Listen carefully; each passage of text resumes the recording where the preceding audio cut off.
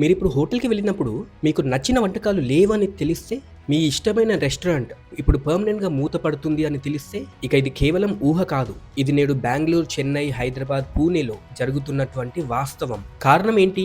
వేల కిలోమీటర్ల దూరంలో జరుగుతున్నటువంటి ఒక యుద్ధం మన ఇంటి వంట గ్యాస్ పైన ప్రభావం చేస్తా ఉంది. ఇక ఈ వీడియో చివరికి చూస్తే ఈ క్రైసిస్ వెనుక ఉన్న అసలు కారణం మీకు అర్థమవుతుంది. ఇక సబ్స్క్రైబ్ చేసి బెల్ ఐకాన్ని నొక్కి పెట్టేసుకోండి. ఇక మొదట ఒక ముఖ్యమైన విషయాన్ని మనం అర్థం చేసుకుందాం. ఇండియాలో నెలకు 5200 మిలియన్ క్యూబిక్ లీటర్స్ కంటే ఎక్కువ లిక్విడ్ న్యాచురల్ గ్యాస్ ఎల్ఎన్జీని వాడుతోంది.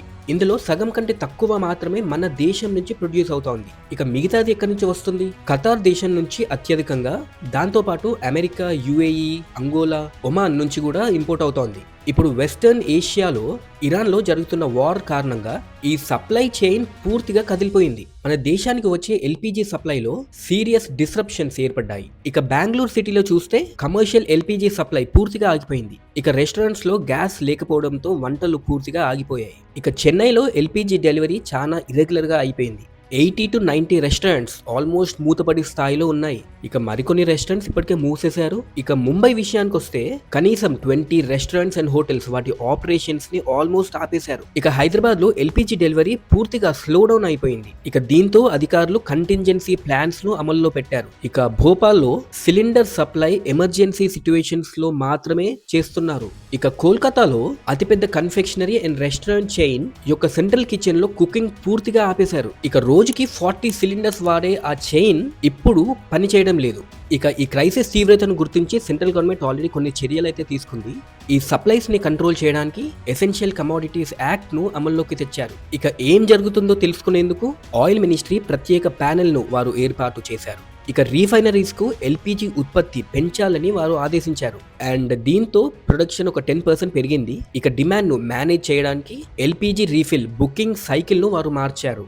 ఇక పెట్రోలియం మంత్రి హర్దీప్ సింగ్ పూరి గారు, పీఎం నరేంద్ర మోడీ గారు, minister of external affairs S Jaishankar గారు ఈ ముగ్గురు కలిసి పరిస్థితిని రివ్యూ చేశారు. ఇప్పుడు ప్రయారిటీ ఎవరికి అనేది మనం తెలుసుకుందాం. ముందుగా ఇళ్లకు, స్కూల్స్ మరియు హాస్పిటల్స్ కు, నెక్స్ట్ కమర్షియల్ నీడ్స్ కు స్టాక్ అవైలబుల్ ఉన్నప్పుడు మాత్రమే వాళ్ళు సప్లై చేస్తున్నారు. ఇక దీని అంతటి వల్ల అత్యంత నష్టపోయింది ఫుడ్ సర్వీస్ ఇండస్ట్రీ, అంటే హోటల్స్ అండ్ రెస్టారెంట్స్. ఇప్పుడు ఒక ముఖ్యమైన ప్రశ్న, ఈ స్కేర్సిటీ ఏదైతుందో అది నిజంగా సప్లై క్రైసిస్ వల్లేనా, లేదా పానిక్ బయింగ్ అండ్ హోర్డింగ్ వల్లనా? ఇక హోర్డింగ్ అంటే ఎక్కువగా కొనేసి దాచుకోవడం అన్నమాట. ఇక ఎక్స్పర్ట్స్ దీని గురించి ఏం చెప్తున్నారంటే ఈ రెండు, అంటే హోర్డింగ్ మరియు పానిక్ బయింగ్ వల్లనే అని.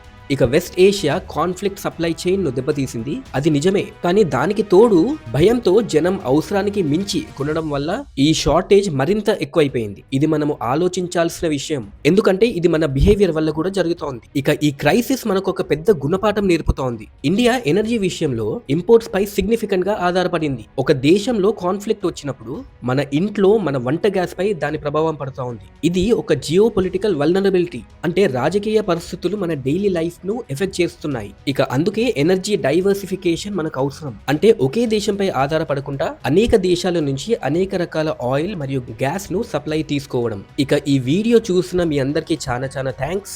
ఇప్పుడు మీరు మీ సిటీలో ఎల్పీజీ గ్యాస్ సమస్య ఉందా అనే విషయాన్ని కమెంట్ లో రాయండి. ఇక ఈ ఇన్ఫర్మేషన్ మీకు యూస్ఫుల్ అనిపిస్తే సబ్స్క్రైబ్ చేసి బెల్ ఐకాన్ ని నొక్కేసేయండి. మరియు ఈ వీడియోను లైక్ చేయండి, మీ ఫ్రెండ్స్ అండ్ ఫ్యామిలీతో ఈ వీడియోను షేర్ చేయండి. మనము నెక్స్ట్ వీడియోలో మళ్ళీ కలుద్దాం. Until then stay alert and stay safe.